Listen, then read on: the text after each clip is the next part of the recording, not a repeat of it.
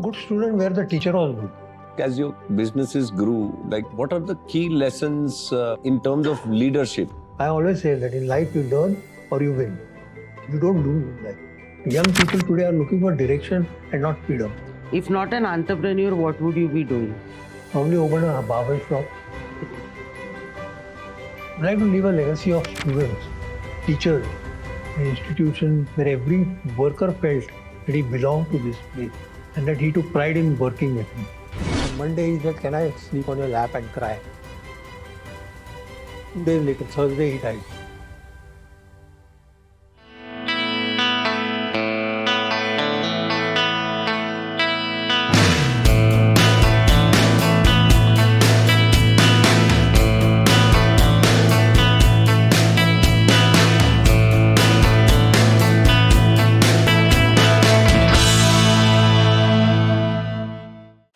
Today at Midas School of Entrepreneurship, we are hosting a very, very special person.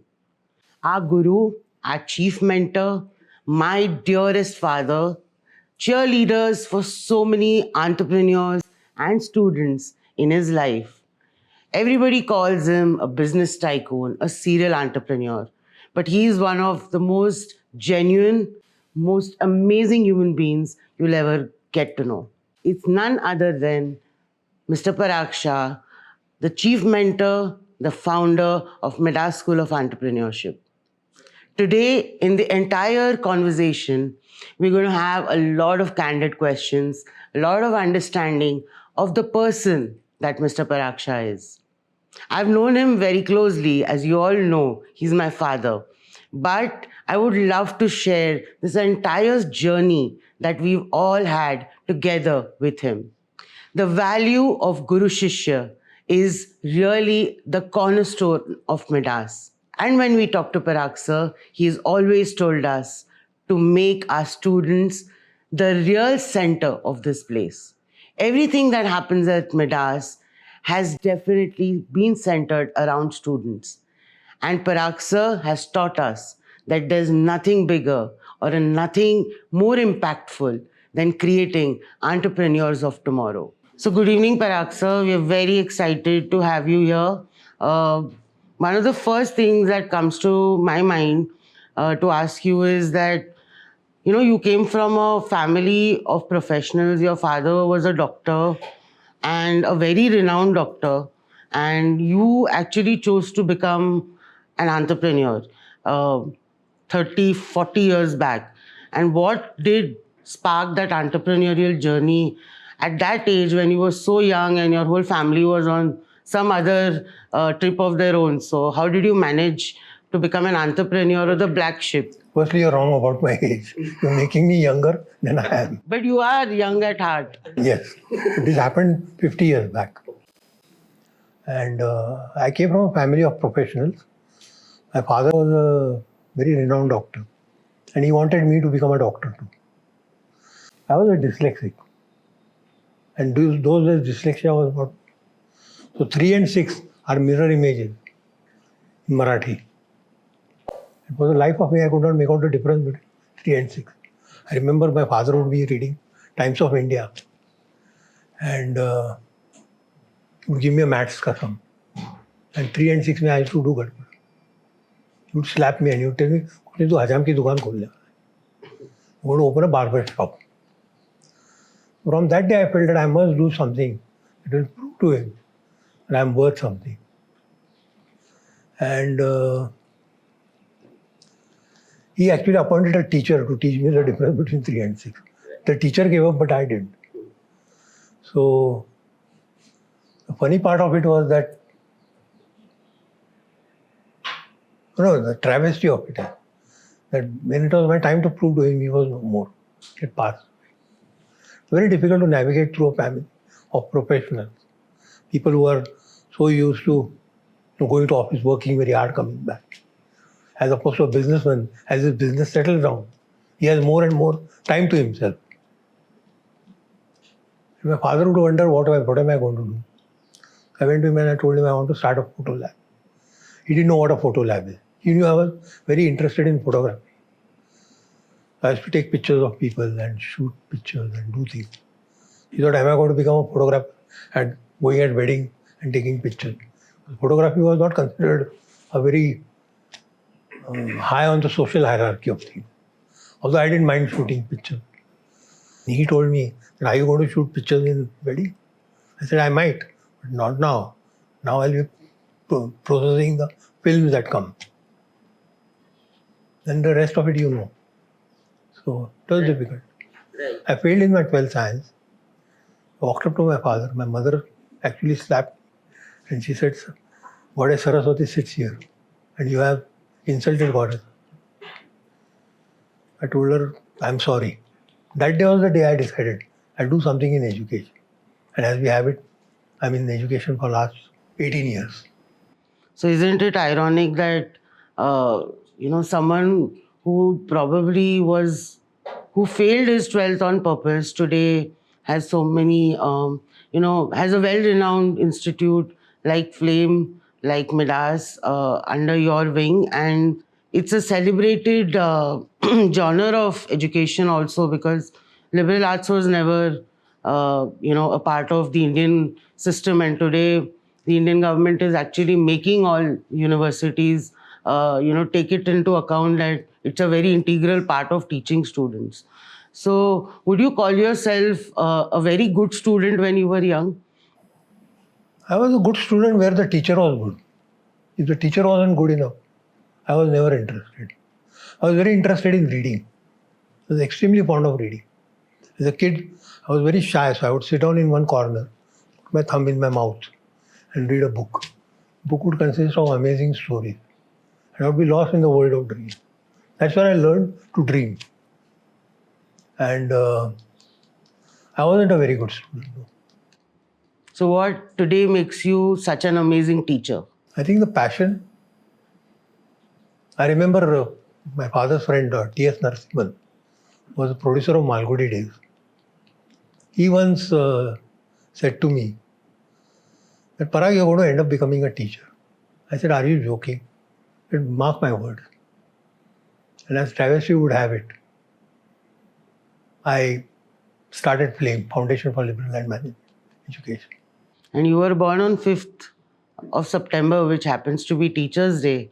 And I think one of the nicest things I love about saying is, you were born on Teachers' Day. Because I think, a guru born on Teachers' Day, there is nothing more beautiful about it. And I think as a family, we cherish that so much that, you bring so much, celebration to being a guru to our family as well. So, Rahul, you had a question in mind as well. So why don't you ask him? So you basically had a splendid and very diverse journey through your career of entrepreneurship. So I was very curious to know that when you've switched from one business to the other, almost on a constant basis, and you've seen success in so many verticals, how do you decide to do that switch? How much to let go? How much to keep holding? As somebody who started something, how do you let go of it and move on to the next opportunity? So I have 14 odd partners in 6 odd businesses. Right. In hospitality, I'm in real estate, I'm in education, I'm in vending, I was in motion control technology. I was in several businesses. What I found was that most entrepreneurs are very comfortable with just one business. And they want to make it their routine. They become control freaks. They want to control the business. So they want to be involved in operations. They want to be involved in everything that has to be done by the employees. And invariably I found that in my partner. Whereas I outgrew the business very quickly. I used to find it boring to do the same task again and again. Always looking for something else. So, and my core competency was marketing. Although I know finance pretty well. Being a Gujarati, your one finger has to be on the balance sheet. So I know my finances well. But I was essentially a marketing person. So wherever I saw opportunity of doing something different in marketing, I always did that. Whether it was my photo finishing business, whether it was my, sometime in 1999, 97, when the concept of call centers didn't exist, we had started a call center where we would call up people and ask them if they had a film that we would like them to collect. And we would go and collect the film, process it, and return it to them in the evening. And why don't you give us the journey of, from being someone who started a photo finishing lab to opening a university like Flame and then, leaving behind a legacy like Midas? How has that journey panned out for you? If you could share that with us. It's been a rough journey. I can't say it's been an amazing journey. Although from the outside it might appear to be a fantastic journey. I've had my setbacks. And I think your setbacks teach you more than anything else. I always say that in life you learn or you win. You don't lose in life. So that is the credo I have always followed. इसमें क्या सीखा मैं? बाकी अक्कल खाते में डाल दो और आगे. So that is how I have worked always. Started with photo finishing, a very difficult time I had. In the sense that in the photo finishing business, I started off and I didn't get any films. So I was located on the third floor of a dilapidated building in Lakshmi Road. And I didn't know how the hell to get work. I advertised in the newspaper, wanted dealers. The next morning there was a big queue. One among them was C.T. Pandol. C.T. Pandol, as you know, are the largest chain of watchmakers in Pune. They have a chain of 20 odd shops. And the old man came, because he was an avid photographer. I befriended him. That was my only earning out of that advertisement of 25,000 that I spent. Then I wasn't getting any work. So you want me to tell you the story of my first customer? Yes, please. So I was not getting any work. So I went to Budwarpet, which is the prostitution area in Pune, and it was my first time in that area. I was sweating like a pig. And there were women quoting me, saying, "Aata hai kya?" And I was getting scared. And then I stood in the queue to get into a shop called Midas School. That was owned by a gentleman called Babu Bhai. He is referred to as Mishra Ji in my book. And Babu Bhai would take the films from people and put them in a sack, pota. पोते film जायचे त्याच्या. He would give the receipt to the customer. Number would be the same. As my turn came, he said, बोलो कितना film है? I said, नहीं, मैं film धोने का काम करता हूँ. ये मेरा कार्ड है. अरे हटो, टाइम नहीं है, चलो. I was so angry, I wanted to punch him in the face. He was a wiry little old man. So what the hell does he think of himself? I just got out of my MBA. And I thought that the world is waiting at his feet to receive me. And this man showed me my place. I walked out and I said, you don't even treat a dog like this. I went back to the office. I thought to myself, what does my victory lie in? I said, my victory lies in winning over this man. So I would go to the shop outside, wait outside the shop, observe the shop when it was relatively. I found that Pune, 1 to 4, people tend to sleep. So shops are relatively empty in those days, not anymore.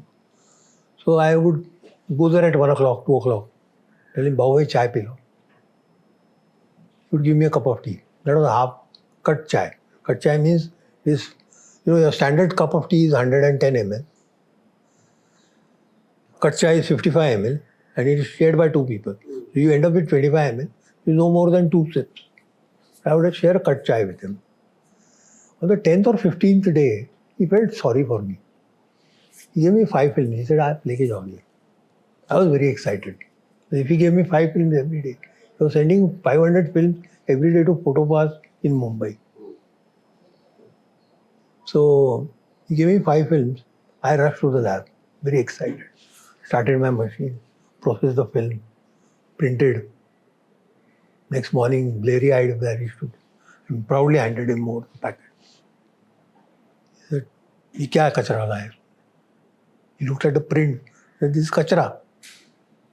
I said, sorry, but he said, नहीं, cashier को बोल दो, पैसा दे दो. आपको मैं काम नहीं दे पाऊंगा. बाबू भाई मेरे को एक chance. I had a choice to make. I could have taken the money and walked away. Or I could have told him that give me one more chance. I had opted for the second. I told him, give me one chance. You give me a reference print. Because photography is a very, very relative thing. Some people will like a print and some people will not like a print. I took a photograph from him as a reference print and I printed it according to his requirement. Next morning, again, I hadn't slept all night. Went up to him. She was shaking hands. He saw them and he said, and he left it aside. I knew he had accepted. I told him, Bhai, you don't have to give me 100% of your work. Just give me 5% of your work. And with that 5%, I was breaking him. I told him, give me 5% of your work. I don't need anything more. Someday your supplier may not be able to give you the jobs in time. That time I'll be of help. You can always give me bigger prints, manual prints that you need to do. So he would do that. As luck would have it, we touched 3,500 films a day. We had a huge Copal machine. We had a capacity of 100 films an hour. And we had 2 machines like that. And we added one more machine in Deccan Gymkhana. We added one more machine in Aun. We added one more machine in Baramati. So we had really spread out our tentacles. And Baubhai one day walked up to me and said, he would come every Tuesday to meet me, to hand over the week's cash. I would go out to receive him, would seat him down, I would offer him a full cup of tea, not a cut chai. And he would talk about the world and general politics.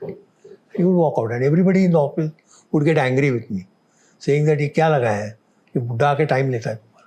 I said, नहीं यार, he's my first customer. I can't treat him like that. So one day he came up to me and he said, Parag bhai, from next time I won't be able to come. I said, why?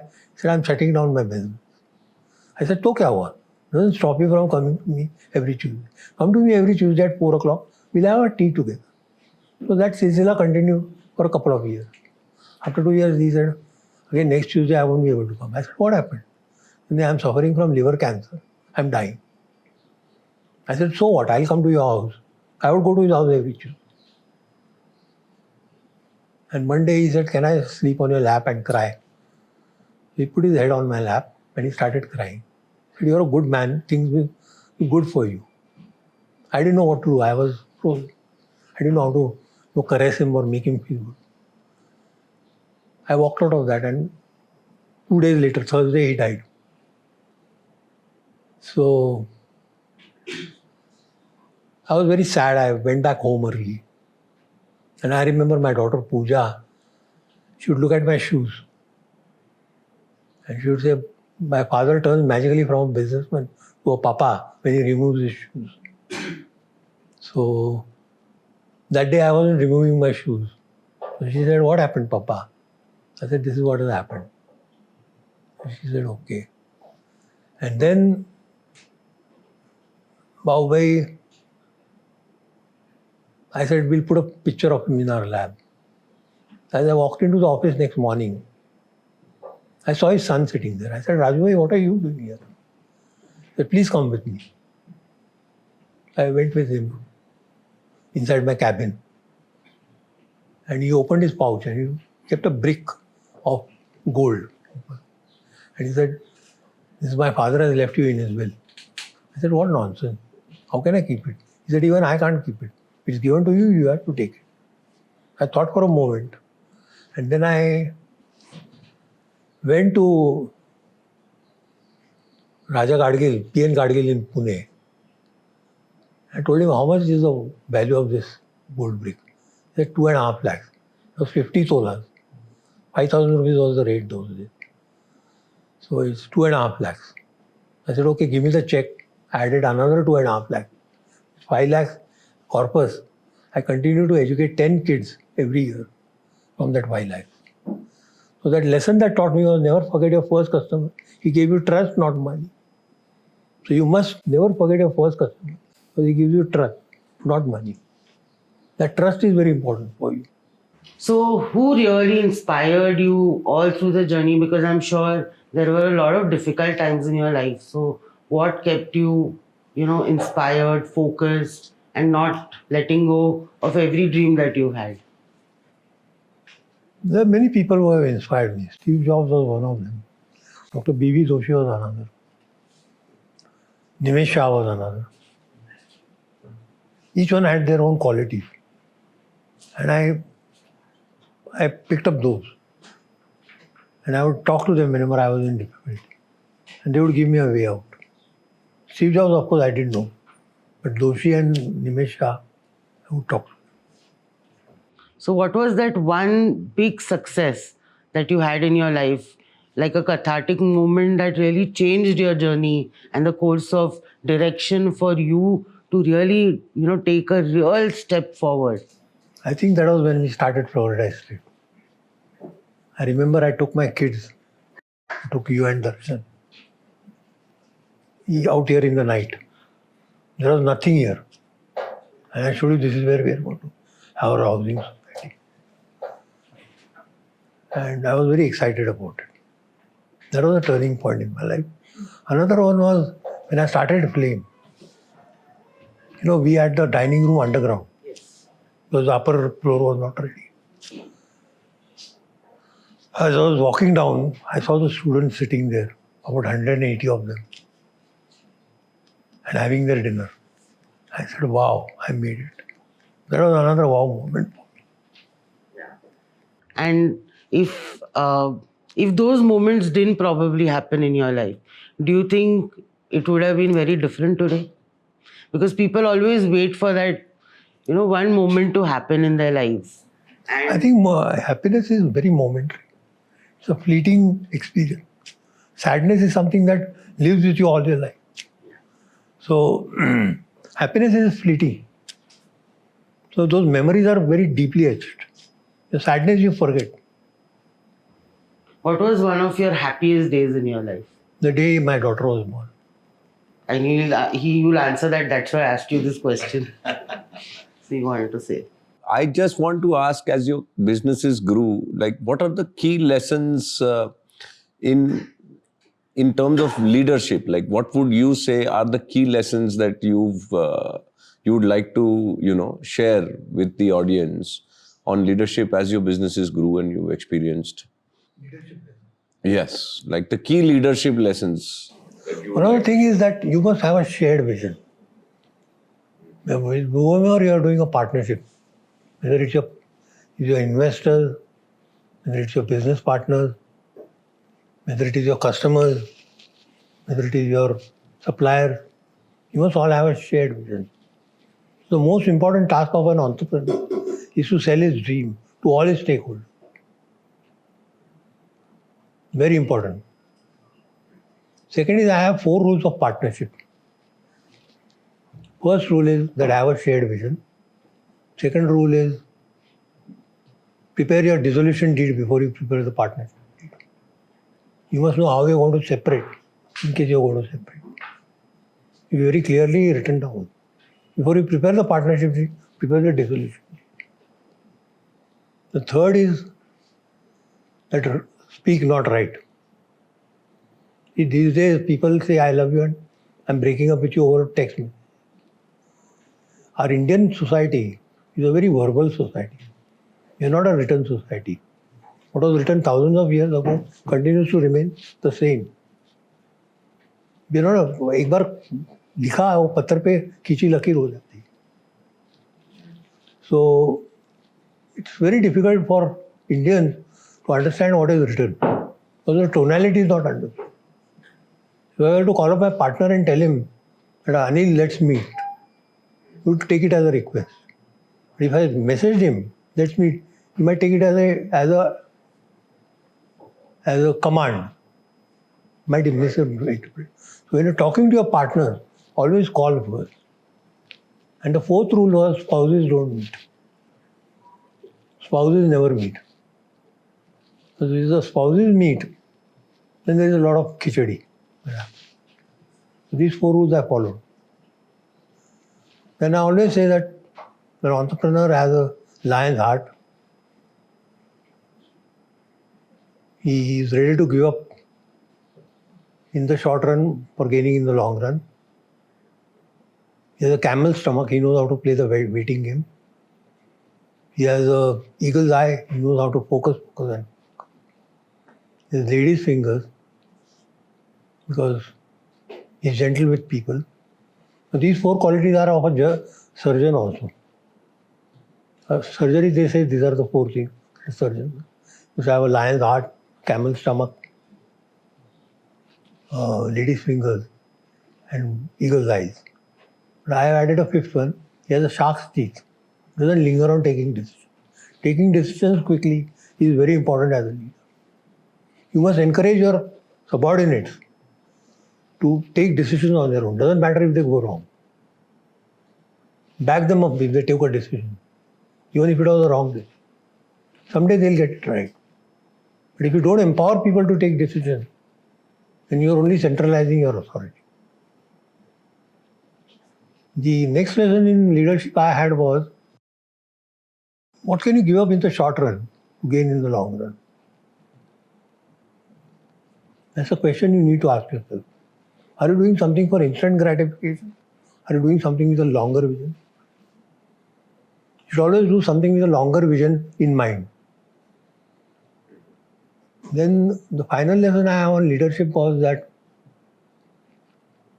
you lead from the front. If you are doing a task, then it has to be a task that is better than anyone else in the organization. If you know how to do tally, then you should know better tally than anybody else, any accountant in your organization.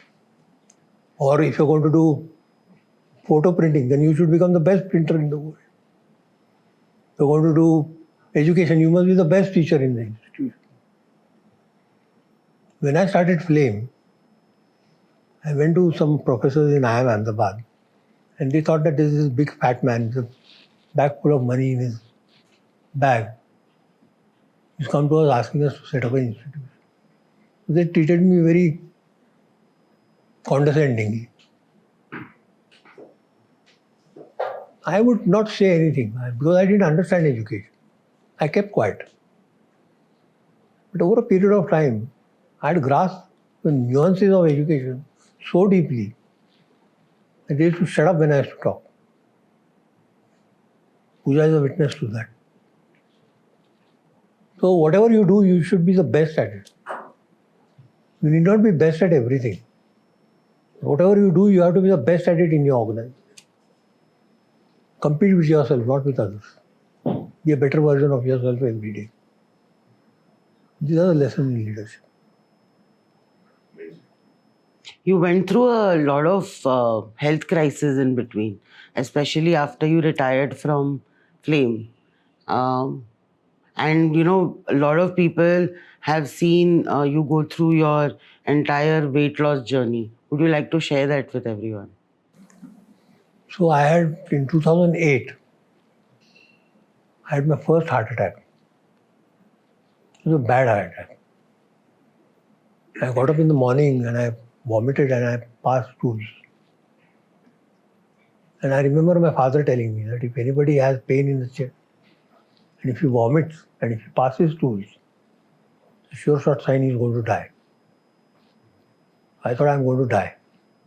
I called up my nephew and I called you and my son, Darshan. I said, take me to the hospital. So we went to the hospital. They took my ECG. They said, your ECG is normal now. But my brother-in-law, Dr. Kothari, he insisted that I should go to Dr. Durraj, late Dr. M. Durraj. And Durraj then looked at me and he said, you got a problem. We have to do your angioplasty right away. So they did my angioplasty. They put 2 stents in.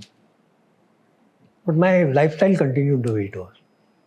I continued to eat wrong things at wrong times. I used to think I don't eat much. But I actually used to not eat much. I used to drink a lot of coffee. And in the evening, I would have a heavy dinner, lots of cheese, lots of butter, lots of sweets. Every night, I would take kids out for a drive and have dinner, have desserts. And then in 2014, I had my second heart attack. That was a turning point in my life. I said, I can't take my body for granted. 2014, I began my diet. I was 152 kg. I'm now 96 kg. I lost 56 kg in the span of 6 or 7 years. And I used to actually measure everything I'm eating. Make sure that I'm not consuming more than 1550 calories in a day. And 7 days of the week, 365 days of the year. That's the regimen I tried everything. I tried keto diet. I tried Dixit diet. I tried everything. But I realized that I have to have my own style of diet. I'm more or less I'm doing now what is called the what is that extended period of time you keep your fast? Intermittent fasting. I do that. And then so it's been a tough journey. Health-wise, it's been a tough journey. 2015, I was diagnosed with Parkinson's disease. Parkinson's disease is a very debilitating disease. Normally, they say you don't survive for more than 11 years. This is my 11th year, and I'm surviving. I took Ayurvedic medicine, and I take my medicine very serious. I never miss a dose. And I try to keep myself as fit as I possibly can. I suffer from autosclerosis. I get a continuous whistling sensation in my ears. I'm not able to sleep at night because of that sound. With hearing aids, it's possible, but you can't sleep with hearing aids on. So I tend to get a lot of. I can't sleep at night. I read and I write and I watch TV or do something till I get so tired that I have to sleep. That's been my life. Where do you get this never give up attitude from? I think my father. My father had a never give up attitude. He was a fighter. And how do you jump out of, feeling, sorry for yourself? A lot of times, even I tell my students that, self-pity is like a disease. You should not do that. But it's much easier said than done. We end up saying, bichara main, bichari wo, this, that. But how do you deal with a feeling of hopelessness at times? Well, you can't escape hopelessness. You're going to feel hopeless. So you keep questioning yourself. What is the purpose of my life? Why am I here? What am I doing here? But as time passes, one realizes that one has to fend for oneself. Nobody's going to reach out to you.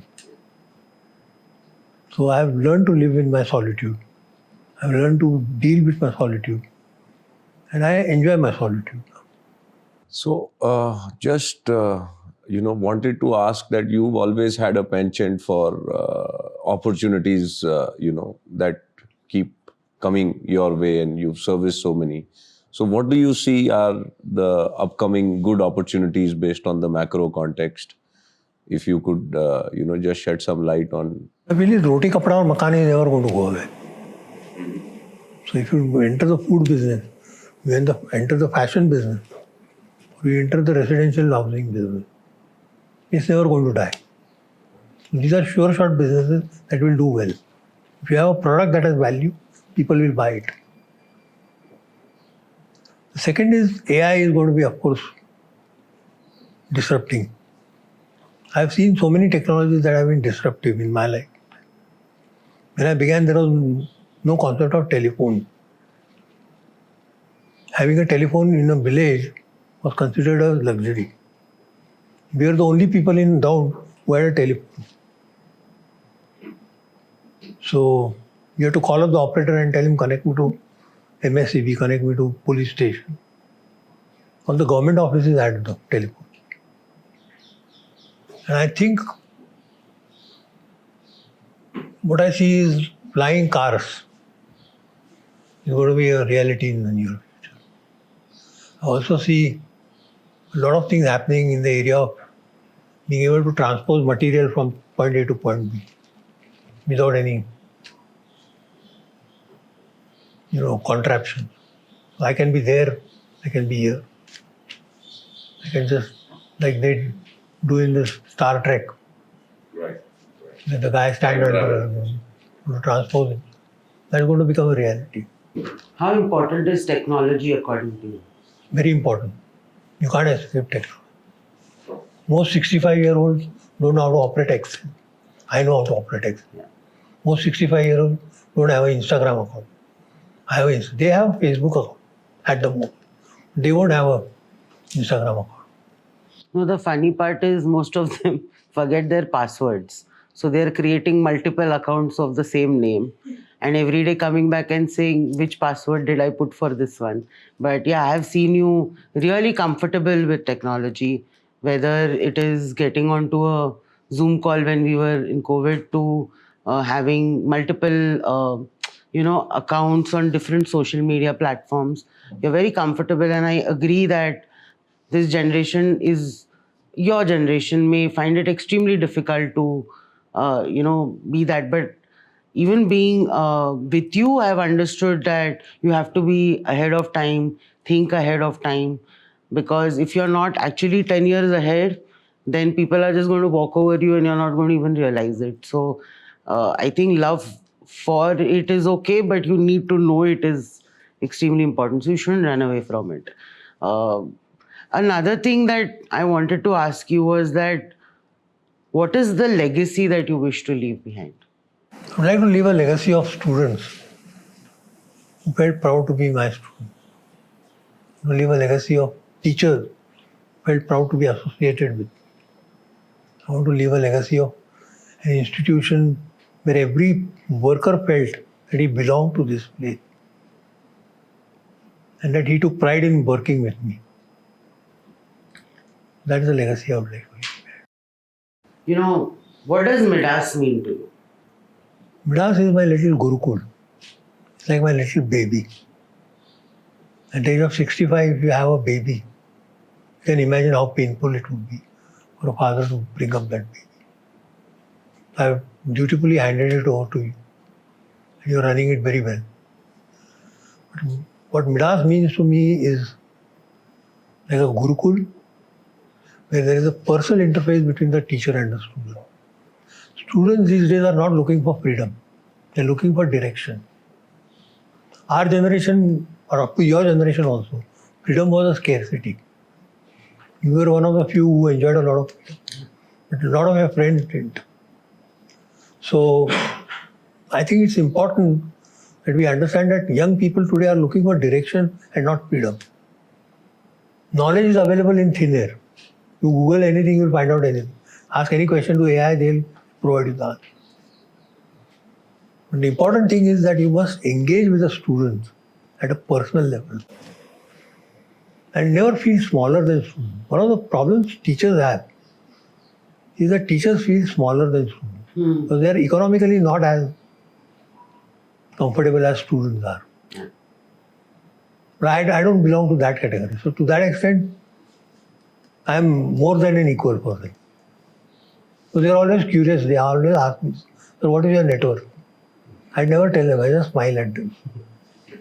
But that is the truth of it. And what do you love about Midas, except the students? What is the beautiful part about creating this place? I think nothing happens with plan. It always happens serendipitously. So for me, Midas stands for creativity, innovation, disruption, and making the extraordinary out of the ordinary. One of the questions I always had was, that why do ordinary students end up becoming very big people in the US? Why do ordinary students do very well in the US? Because the US offers you that opportunity. I think Midas should be doing that. Should offer the students an opportunity to express themselves. And these are ordinary students. They're not academically brilliant. Little change here and there, and they're good to go. That's a beautiful part of this place. What would be your message to the student entrepreneurs and all entrepreneurs in general? Like one message that you would want to give to all of them. I'd like to tell you all that please come to Midas, not for the money. Money is secondary. Please come to Midas because it's a place where we nurture young entrepreneurs. I've always been 10 years ahead of my time. I started entrepreneurship school at a time when entrepreneurship, the word itself, was not known. 2011. Nobody knew about entrepreneurship. And when I began Midas, it was that entrepreneurship कौन पढ़ने आता है? 12 लाख रुपए fees charge कर रहे हो, कौन आएगा? I said आएगा. It's been a passion project for me. I haven't cared about the money I lost. I've always been worried about making Midas successful. And I count on my students, always give good references. So we proudly tell our prospecting students that please be with our students. Talk to them, find out from them.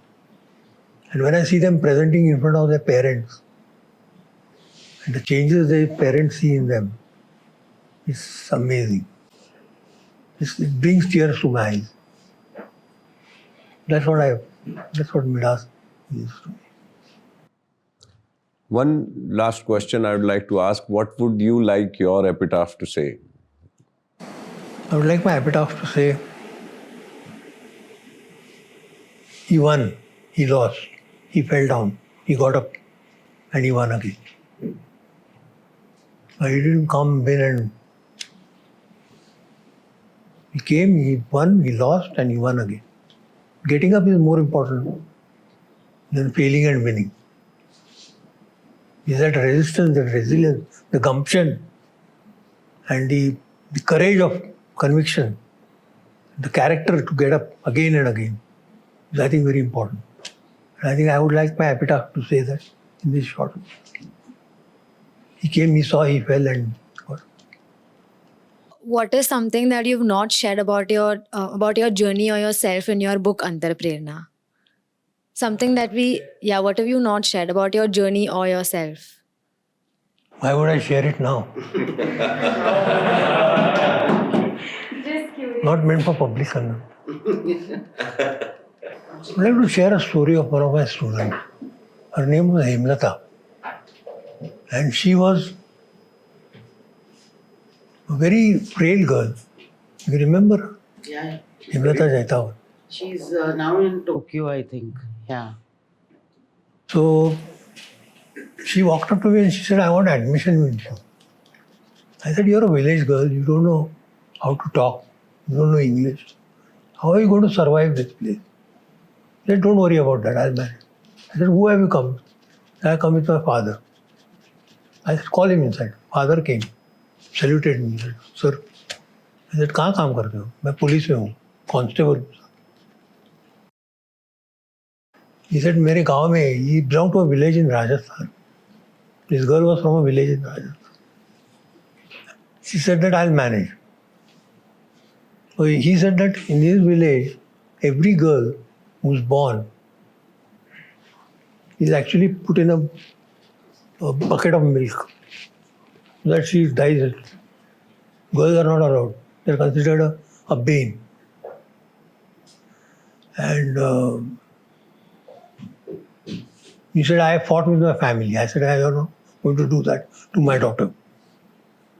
So she studied up to 12th standard. Please take her in your college. I thought for a moment and instinctively I told her, okay, I'll take you in. I gave her 100% scholarship. Didn't charge a rupee for her. When she finished her graduation, she went away. I was not in touch with her for several years. During COVID times, her father messaged me.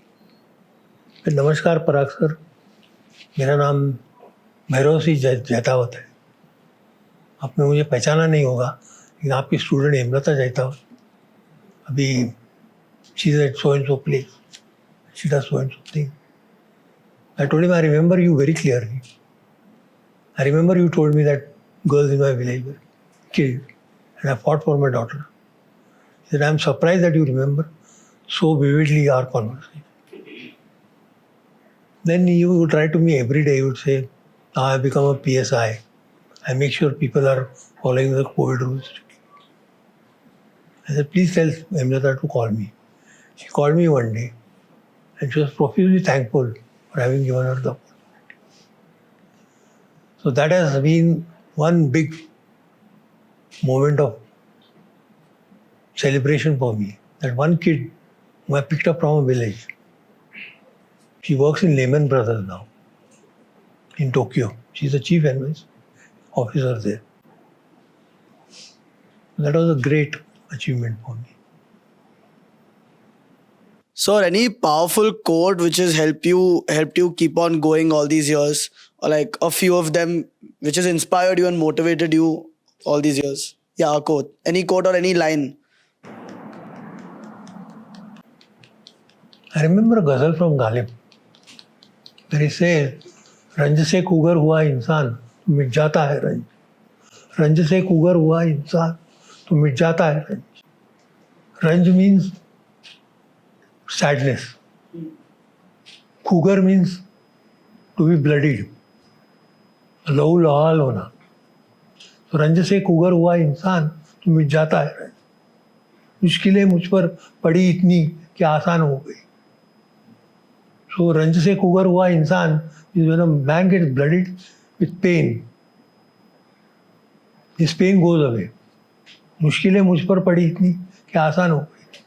I had so many problems in my life that everything became easy. I am always reminded of that. And then the other quote from Ghalib's ghazal. I'm a great fan of Ghalib. So other quote from Ghalib's ghazal that I like. He says that हाँ वो नहीं खुदा पर जाओ वो बेवफा जिसको दीनो दिल अजीज उसकी गली में जाए. तो हाँ वो नहीं खुदा परस्त. He is not afraid of God.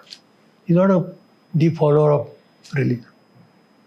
जाओ वो बेवफा ही सही. वो बेवफा है. He is unfaithful.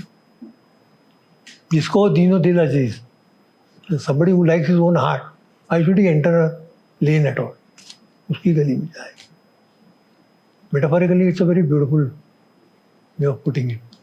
And the beauty of ghazal is, ghazals are not meant only for lovers. Ghazals are also meant for God. It's addressed to God. One of his ghazals, he said, बाजी चाहे अतफाल हो दुनिया मेरे आगे तू देख के क्या रंग है तेरा तेरे आगे. What he means there is, बाजी चाहे अतफाल means children's playground. बाजी चाहे अतफाल है दुनिया मेरे आगे तू देख के क्या रंग है तेरा तेरे आगे. He's telling, complaining to God that people are fighting like small kids. They're playing in a small garden and they're fighting like small kids. You look at yourself, what have you made of this world? He's complaining to God. So these are ghazals that keep me going. So I had one question. You just mentioned right now, and in your book you have mentioned, after moving from 3 different industries, first in photo finishing, then real estate, then education, you had to, like you just said, ki, you were completely new to that in real estate and also in education. So in that process, how did you learn everything and how did you grasp it so agility that you became one of the best in that? Apart from being never giving up and consistency, what tips you would give? Hard work. Hard work. Pure hard work. There's no substitute for hard work. If I got at it, I would not leave it until I would open the manual and read the manual 10 times, 20 times until I understood it. I picked up astrology that way. I would read books. Even if I didn't understand any part of the book, I would ignore and I would read it again and again and again until I got the gist of what the author was trying to convey. So that is how I have worked at. What drove you to do that hard work? That's the way I'm made, I think. That's my, want of better words, the cognitive bias. What happens in life with many of us, at least me, I've become very goal oriented. So, like, whenever I do anything, I expect a result, and if I don't get it, I don't tend to, like, work hard for it.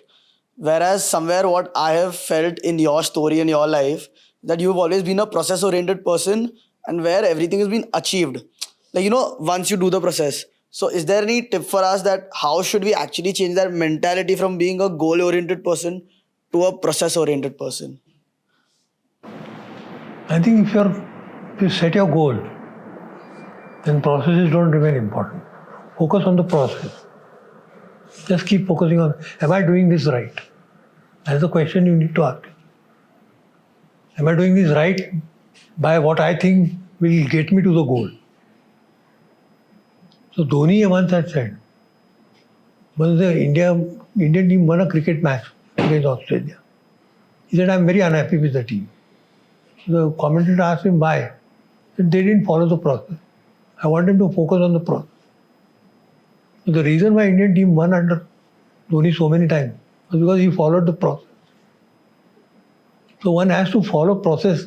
By that, what one means is that one has to focus on asking yourself this question: how can I do this in the best possible way, given my resource?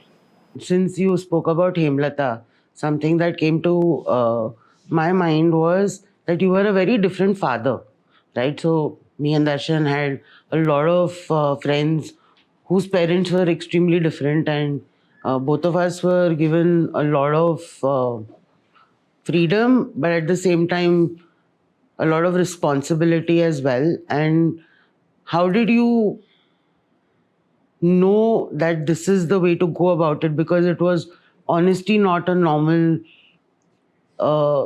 father. In fact, you know really worked on how mama thought also.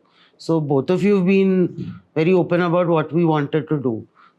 How does one really be that with their own kids? Because we see parents today really trying to control everything the kid is doing, wherein you let us fall, get up again, come to you, say, listen, we made this mistake, what do we do? You would honestly give us a perspective also about it. So how does one figure that out, being a parent? One was my father was like that.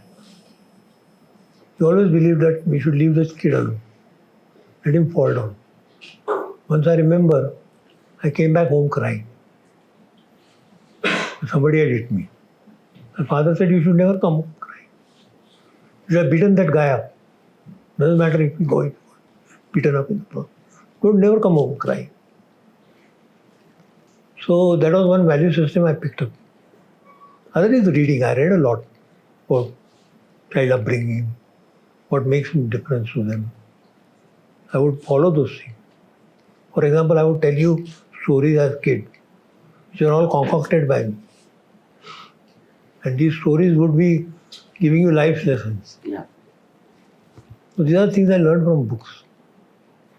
No, and yeah, I mean, one of the things I remember as a child also was listening to ghazals with you and you explaining the ghazals to me. So I think a lot of so they say, right, that your first 7 years of your life really define the way you think.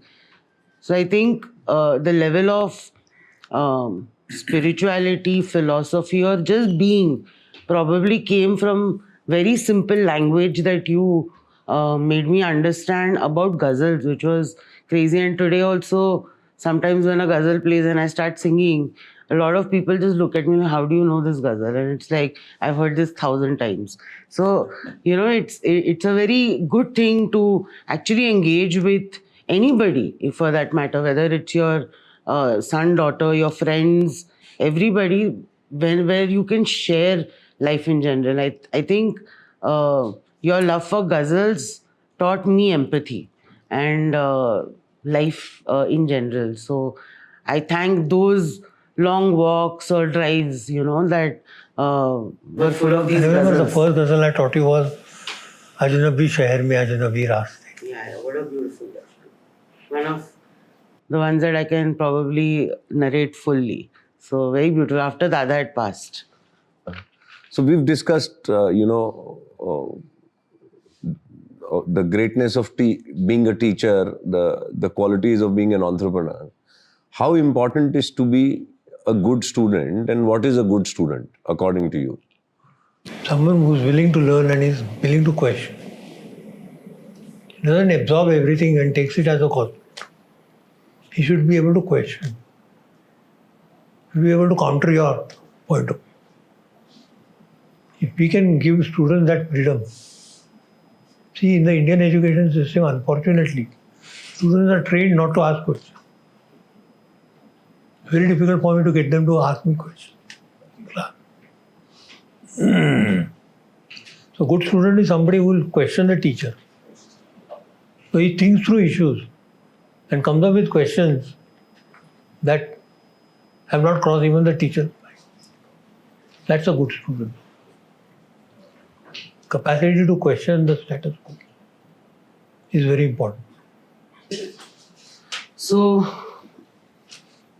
not everybody knows this about you because you're not very public about it, but you're an avid art collector and you have some brilliant art with you. In fact, one of them we put here.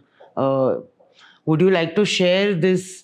I wouldn't call it a hobby, but something that you love so much to do. I love collecting art because I try to connect with the artist. What is he trying to communicate through this art? And I respond to art very intuitively. I don't have any reason why I liked a painting or why I didn't like it. For example, this piece is a Picasso piece. It's a rare sculpture by Picasso. It's a bird. It's so grotesque, but yet so beautiful. That's what I liked about this piece. So I picked it up. And Picasso was very fond of drawing birds when he was a kid. When he grew up, he had made this sculpture. So I love art, I love collecting art, and I love encouraging young artists. So I have a lot of collection of young artists who will eventually go on to, some of them will eventually go on to become big artists. My great-grandchildren will really benefit out of these arts. And what about me and Darshan? You guys don't even appreciate it. You all think I'm wasting ये money. पूरा cut कर देना. Yeah. So no, we really don't get it, but I think probably in a few years we will. नहीं समझता है, and I think we have been a very artisty family, but yeah, this is something we probably didn't pick up from you, but music and for me even dance, I think it all comes from the fact that our family loved so many things like theatre also, movies, and the best times probably with you again are going out for movies even today. So I completely get your love for good visual appreciation that you have, and I know that you are a crazy collector. There are rooms and rooms filled with art, and I'm sure it's probably the most prized possession you have of you, and very, very excitedly how you show it to everybody. So thank you for sharing that with us. Now we're moving to the rapid fire, which is one of the most exciting things that we're doing at this podcast. So are you ready? Okay. So the first question is, what is your favorite podcast that you're hearing right now? I like Ranbir Alabadia. Your favorite book? Many Lives, Many Masters. A habit that keeps you productive? Thinking to myself. A quote or a mantra you like by? रंज से खुगर हुआ इंसान तो मिट जाता है रंज, मुश्किलें मुझ पर पड़ी इतनी कि आसान हो गई. An app you can't live without? Obviously WhatsApp. If you could have dinner with any entrepreneur, living or dead, who would it be? It would be Steve Jobs. Steve Jobs. Are you an early bird or a night owl? Night owl. Night owl. Do you like tea more or coffee? Tea. Depends on where I am. I'm in the south of India. I love the filter coffee. Out here in Pune, I prefer tea. Yeah. What is your guilty pleasure when you're not working? Eating ice cream. Eating ice cream. Okay. What is a productive hack that you have that, puts you in the zone of working? I think I talk myself a lot, to myself a lot. Right.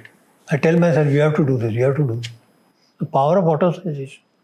Auto-suggestion is so strong that if you tell yourself that you have to do this over and over again, push yourself into doing it. The favorite city in the world? Prague. Prague. A skill you wish you had but you don't have? Singing. Singing. I wish I could sing. I can't sing for nuts. I can't dance for nuts. But you sing really well. I don't sing well. No, we all love your voice. How do you unwind after a long day? Watch news or cricket. Cricket is my favorite pastime. If not an entrepreneur, what would you be doing? Probably open a barber shop. What is your leadership style? Autocratic. So thank you so much, Parag sir, for being a part of the Insights with Midas that the Midas School of Entrepreneurship has started just a couple of weeks back. And it's been an amazing time for us, for the students, to hear you speak about you, your life, and your entrepreneurial journey.